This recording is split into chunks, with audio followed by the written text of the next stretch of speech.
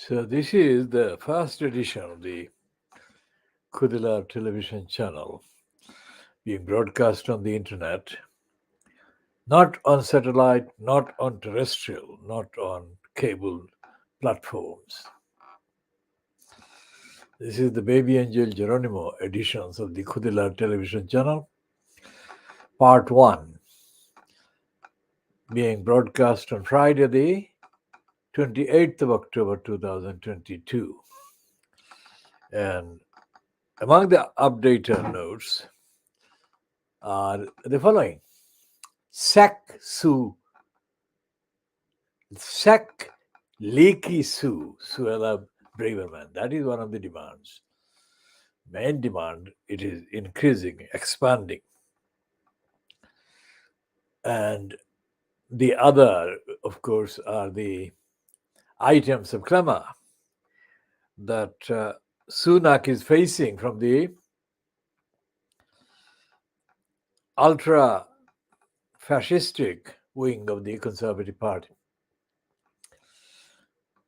And Sunak is also embroiled in a typical example of Johnsonian idiocy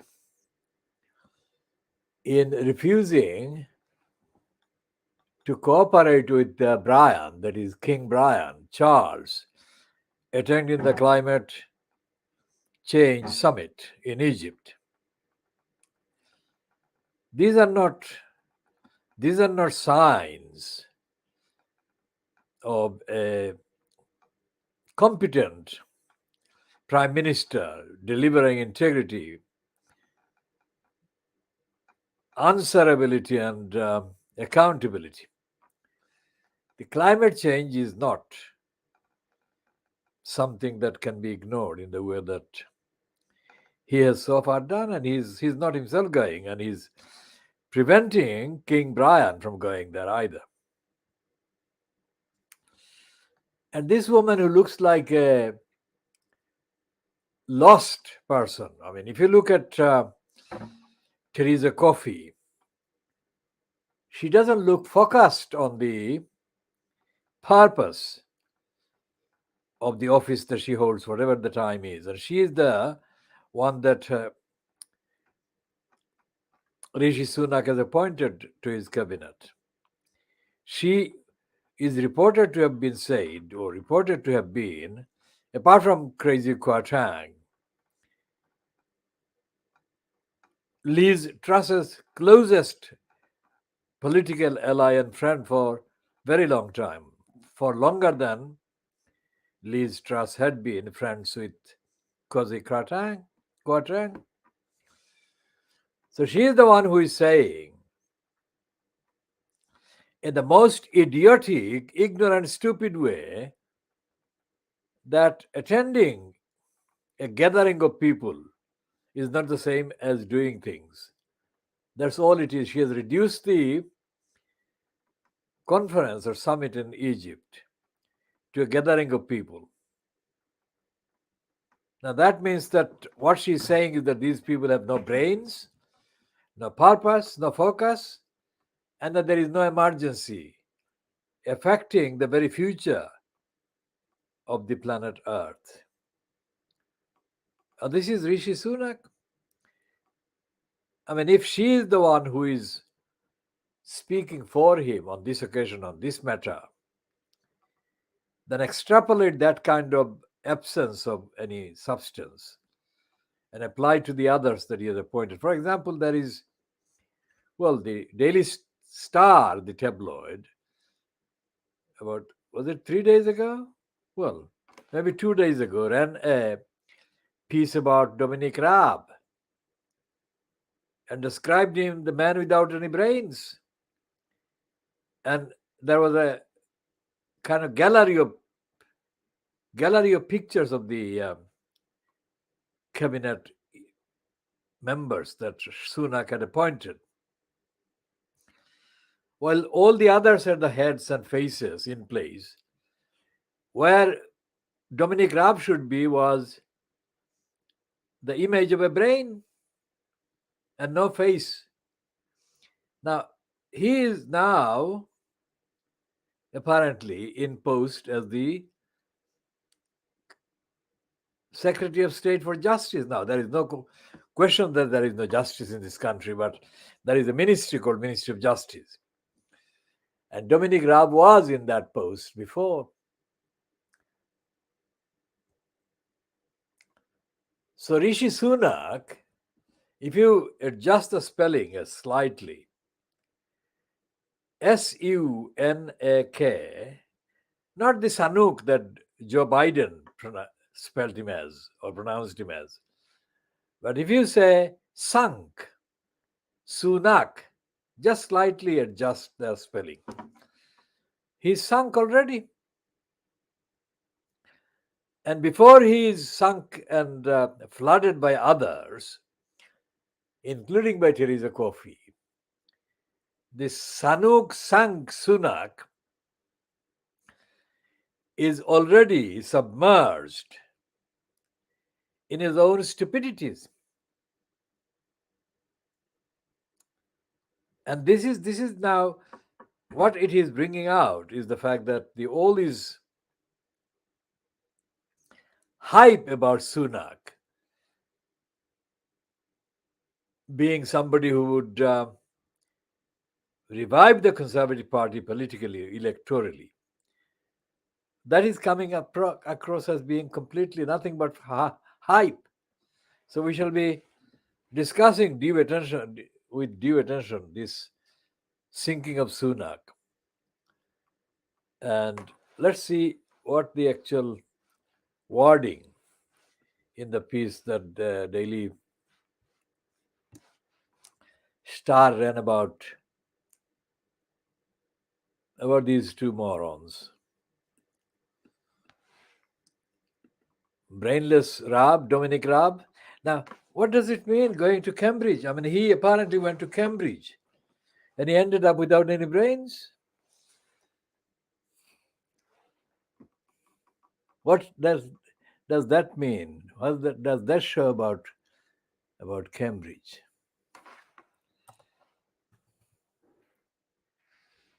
So let's see what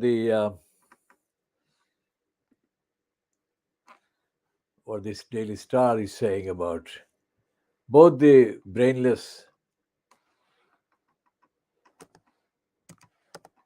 Dominic Raab and the Leaky Sue.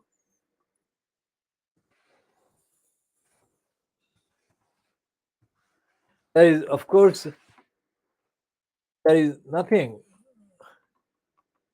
The tendency is that Sunak is going down. Now, this is a picture of Leaky Sue on the front page of the Daily Star on Friday. Let's see what it says inside.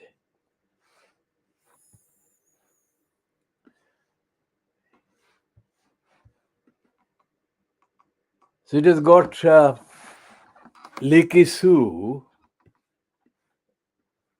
growing out of a kind of leaf or a vegetable.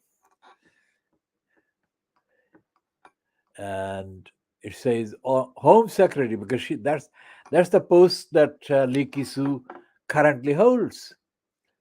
That is internationally, it is Interior Minister, is called the Home Secretary in the UK. On pages 4 and 5, how does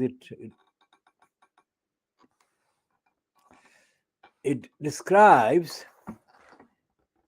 LEEKY Sue. Shell shock profits. So Leaky Sue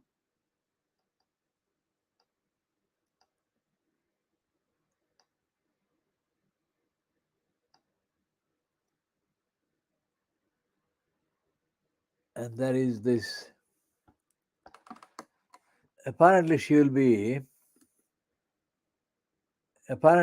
Leaky Sue will be taught to keep secret by British spy agencies. spying agencies.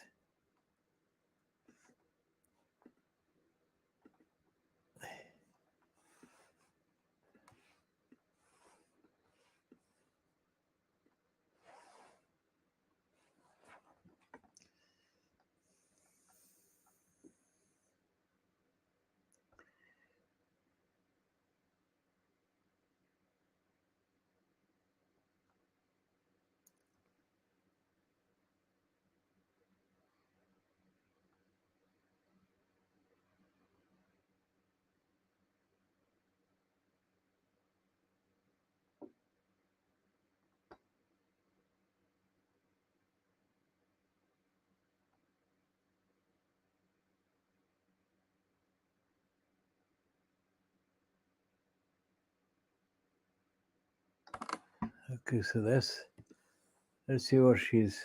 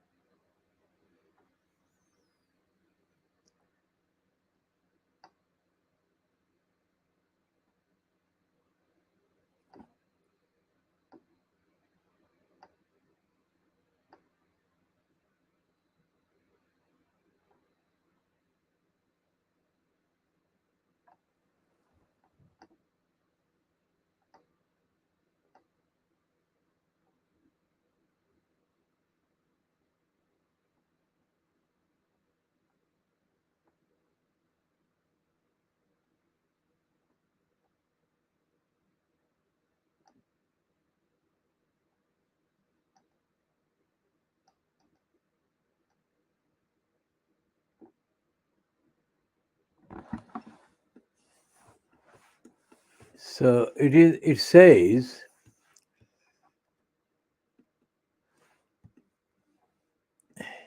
Sheila Leaky Sue Braverman will get lessons from MI5 on what she can and cannot share to avoid security breaches. The Home Secretary has been given the unflattering nickname by government insiders because of her gaffe prone time in office. Spooks are now set to talk her through the tight rules after she is said to have shared sensitive information on her personal phone and email, and so on.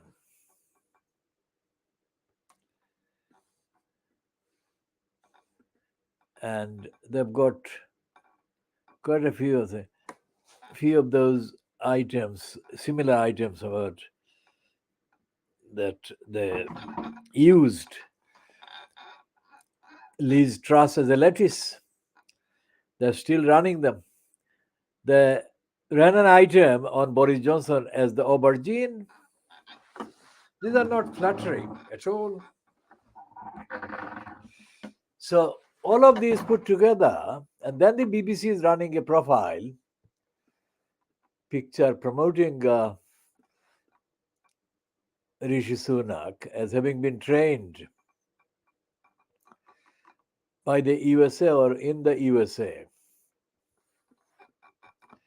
saying the future leader of the UK was trained in the USA.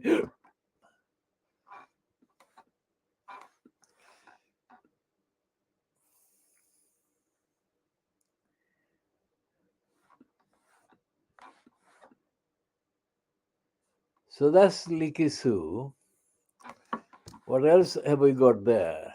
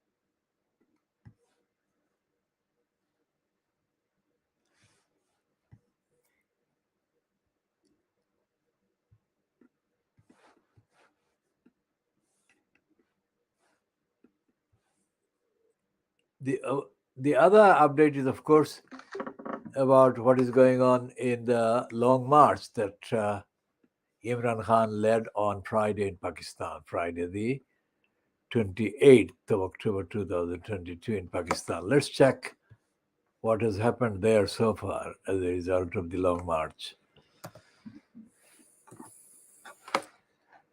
And while we are looking for that, I have to correct Imran Khan about his exaggerated references to the United Kingdom having the rule of law. Now, back to PTI chief Imran Khan flagging off the real freedom protest march at Lahore. Watch. So this is okay. So what is the Dawn saying about the long march?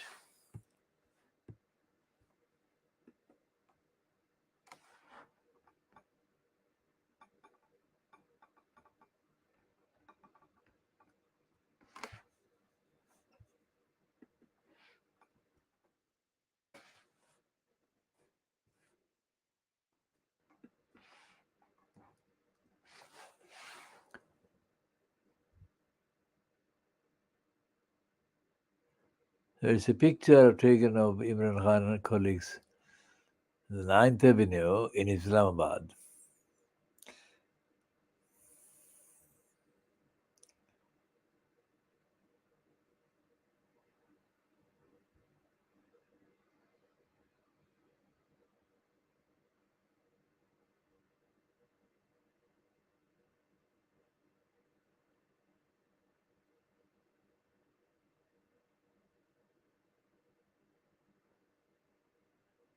This piece about the march is in the Dawn, and it's downplaying the long march.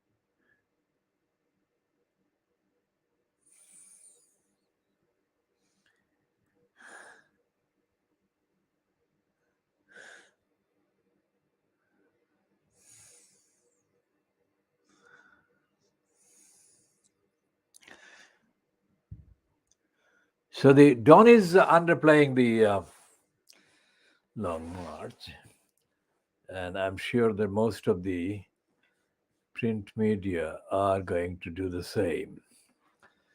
And they're going to do that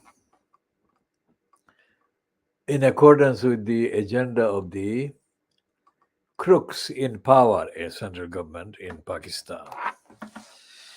And this will be echoed by the Indian papers as well.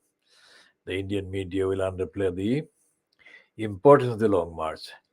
In his speeches, because I think he gave a number of speeches at various points during the long march, Imran Khan has, of course, reiterated the theme that he has been advocating during the whole series of protests that he has led in the last 5 months. And the most important thing that he has been emphasizing is the rule of law, the importance of the rule of law. And the most significant mistake and error he has made, he has been repeating in the reference to rule of law about rule of law being in action, in practice, in the United Kingdom, is this, that he says that there is rule of law, therefore all the wrongdoers are being dealt with accordingly. Now that is not the correct observation made by somebody who spent more than 20 years in the United Kingdom. So Imran Khan has to correct that. It's absolutely wrong. For example, these reports that keep coming. I mean, the reports keep coming ever so kind of slowly, but they do keep coming. Like, for example, the report about the institutional racism in the British judiciary. As can be expected, typically the Guardian believes in tokenism. And according to the byline given to the current legal affairs correspondent, a person called Harun Siddiqui, I mean, the proportion of Asian judges in the British judiciary is very low, too low, and it will take more than 100 years to achieve parity in terms of the ratio of people in the population, Asian background, etc. etc. Now, the main assumption being peddled in that line by the Guardian, to what extent Harun Siddiqui has been responsible for the script, the narrative, remains yet to be established. But the point made by the Guardian piece is that if the posts are occupied by an Asian person or an African person, then that incumbency by the Asian and African person concerned becomes equal to their delivering justice and fairness from those positions, which it is suggested, of course, in the same kind of context, which justice and fairness is not delivered if the incumbents are white people, that is, white judges. Now, because the judiciary and the high court posts in the judiciary are held almost exclusively by white people,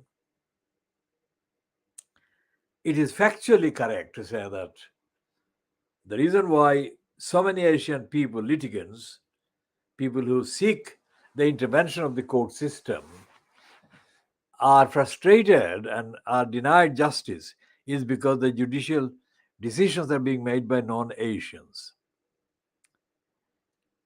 Now, I don't think that that is factually correct, because of the people that have been appointed to judicial posts in this country, the first one who also made a lot of waves, that is, his appointment was greeted mainly by the people who welcomed him as the first Asian member of the judiciary. A Sikh man, that is Sikh religion, born in Africa, called Mota Singh. Now, Mota Singh died in 2016. So we don't believe that he is watching this program or he will watch this program. But long before he died, he made significant kind of interventions. And his interventions showed that he was a moral slave, mental slave.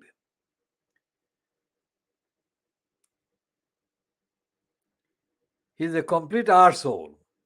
And yet he was promoted to the highest skies as the first Asian member of the judiciary. Fuck the lot of them. Member of the judiciary, being Asian or white, should not be used in any way as related to the delivery or not of fair access and fair outcome through the court system. Now, Mota Singh died in 2016, and there are now so many potential Mota Singhs around floating about that the count has to be kind of slowed down, especially because the propaganda machine around Rishi Sunak, being of Indian origin, is going on at a completely kind of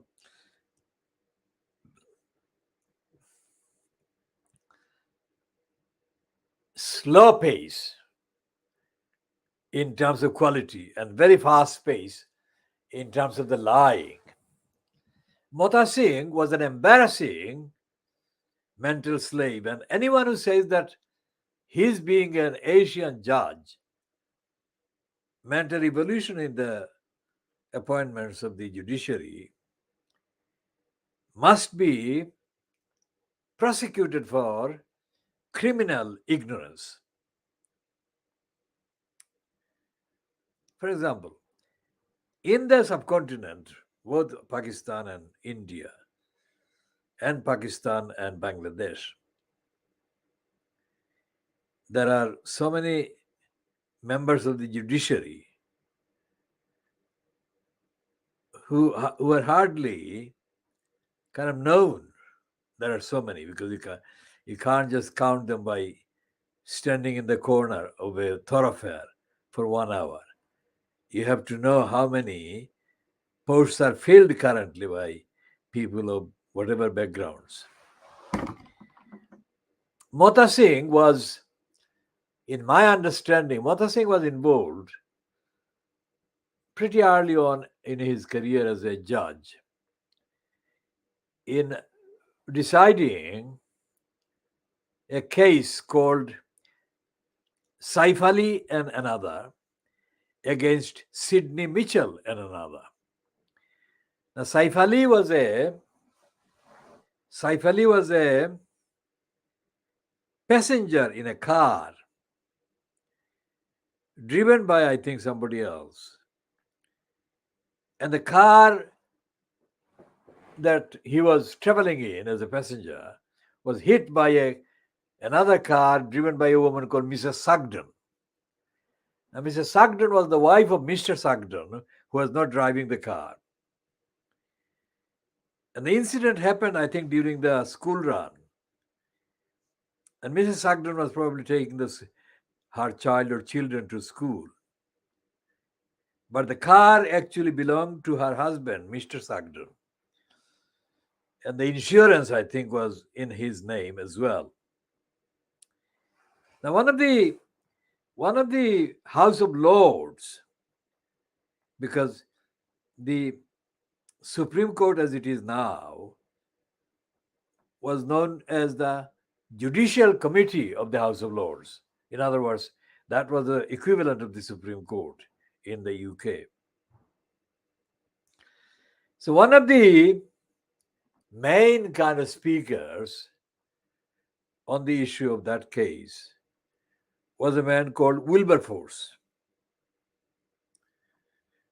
Wilberforce is he appears quite often in the archives. So Wilberforce delivered what I think is the absolute typical classic English judicial stupidity, corruption, criminality, racism, idiocy, etc., etc., etc. Wilberforce is a shit. Because Wilberforce denied throughout his meandering, idiotic kind of utterances, Wilberforce denied the one thing that Saif Ali was kind of after, which is justice and fairness. As far as Wilberforce was concerned, Saif Ali was not entitled to any justice. Really. Essentially, Saif Ali lost. Not because on the facts he was not entitled to just outcome and justice, but because the series of people who made the decisions at various stages of the judiciary were all prejudiced. Now, this report in The Guardian does not even recognize the actual power, the most forceful content or the most forceful component of unfairness, which is prejudice. And prejudice cannot be replaced and done away with. Prejudice in one member of the judiciary, let's say the white member of the judiciary, cannot be begun to be compensated for by the appointment of ethnicity linked to ethnic kind of surrogate or ethnic identity person as judiciary member of the judiciary. And it will never happen otherwise. Every time they have been talking about not enough black people, African people, Asian people in various positions. That demand or that observation is correct, and I accept that as a correct observation and point. But I accept it only half. That is 50% of it I accept as being relevant. The other 50% that I don't accept is the part that contains the real clue. Suppose the concept of ethnic representation wasn't there at all. None at all, none whatsoever, either in appointment or in the kind of tokenistic discussion at the point of appointments, etc., etc. If there was no ethnic representation on the benches, that is the judiciary, they are saying that if there is no representation, then there is no justice. That is what they're equating. And that is not the case. Because the record, not just of Mota Singh as a judge in the case that Saif Ali brought against the member of the, what are you looking at?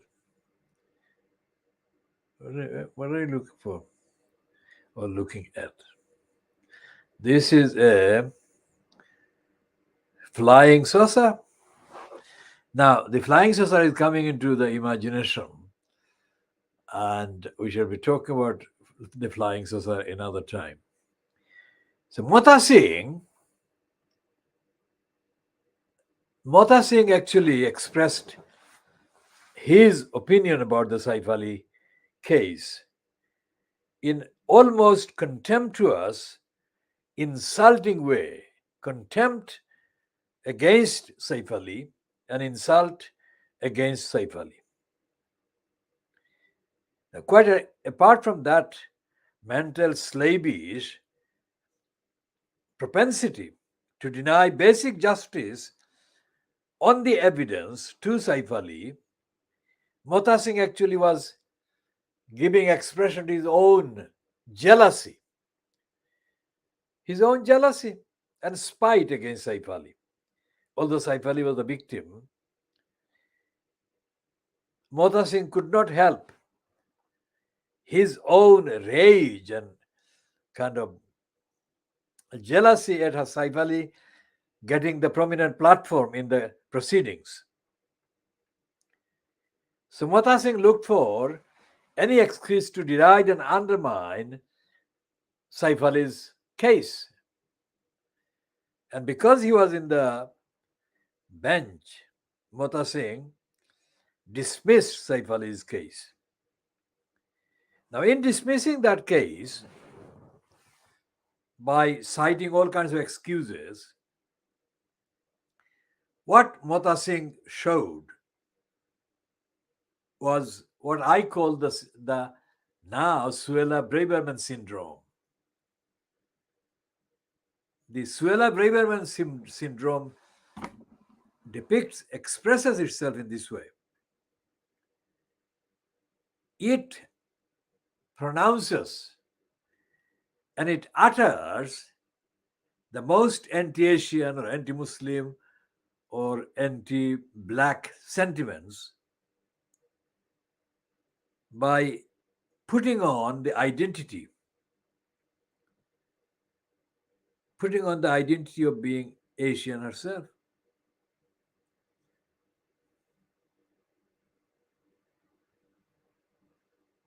Which is what she did, which is what Mota Singh did. I shall come to dozens of other cases where licensed law trading liars are routinely fucking up the cases and denying the fairness to which hundreds of Asian and African litigants are entitled. So this first edition, that is the first commentary on Mota Singh and the judiciary having or not having enough Asian representation on the judicial benches. This is only the beginning of the long, detailed examination of the judiciary and the corrupt judiciary that we shall be doing. Just for the time being, we are ending this after 37 minutes. We shall be continuing all the issues that remain outstanding for updates in later editions.